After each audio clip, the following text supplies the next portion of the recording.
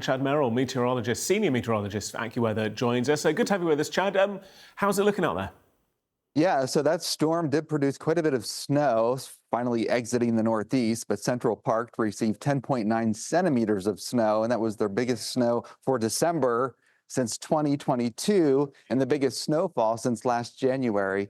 And I tell you what, things are pretty winding up right now, but we have more problems coming down the pike once we get later into the weekend and early next week. As a matter of fact, we have a storm system, an Arctic cold front that's going to push south and east.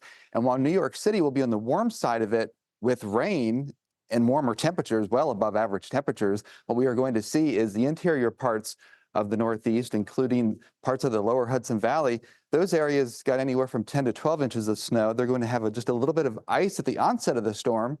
And then behind it, we have very strong winds that are going to push through.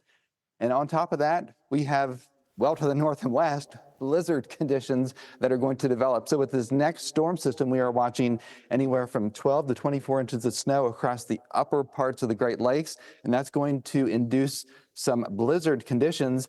And what you need for a blizzard to be qualified as a blizzard is winds to be 56 kilometers per hour and visibility less than a half of a kilometer for about 3 hours. And this stripe of real estate across the Great Lakes is definitely going to see that. But the wind gusts in New York City will be anywhere from 40 to 55 miles per hour when this cold front comes through late Monday.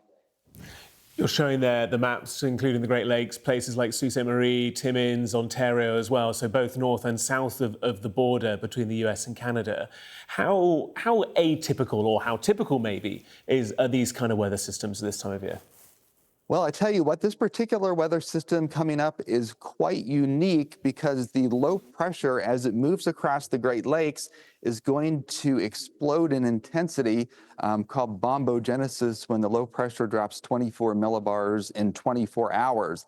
That is unusual for the Great Lakes, but it's not unusual to have blizzard-like conditions. But it will be unusual to have the strength of this low pressure as it pushes north and east to bomb out so much. So we are going to see rapidly deteriorating conditions Sunday night into Monday across the Great Lakes. And of course, with New York being on the warmer side of it, it will be rain.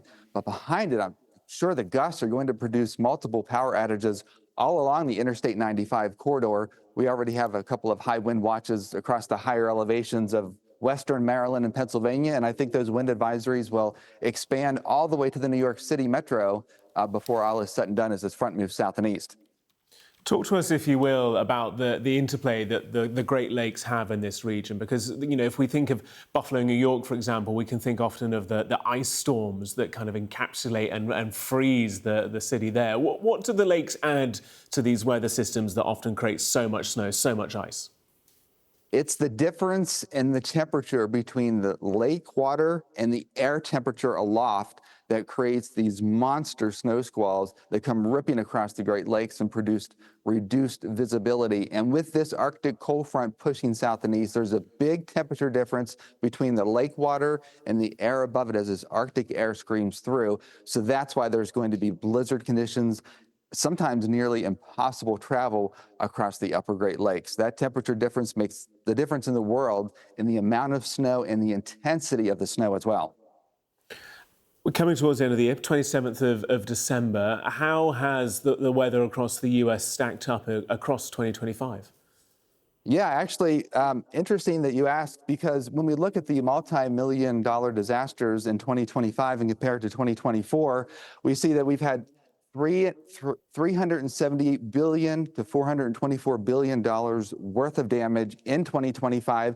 And most of that occurred with the LA County wildfires very early in the year. Whereas in 2024, most of our weather disasters occurred late summer into the fall with Hurricane Helene and Hurricane Milton.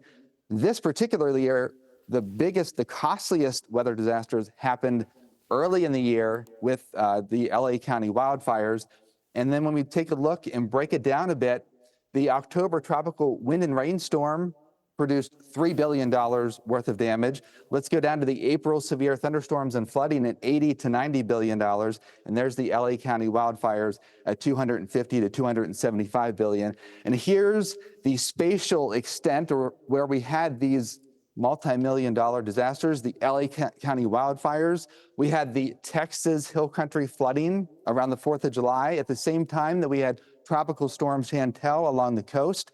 We also had significant amounts of tornadoes and April flooding across the nation's midsection. And of course, the major snowstorm across the Gulf Coast in January, with the cold air pushing south and a low pressure along the coast, that produced $14 to $17 billion worth of damage. So the big takeaway is, yes, between this year and last year, with last year being $479 billion to $532 billion worth of damage, we are on the lower end this year, but we've had the weather extremes producing all this damage early in the year versus last year, where we had most of our weather disasters producing most of the damage. Hurricane Helene and Milton late summer into the fall season.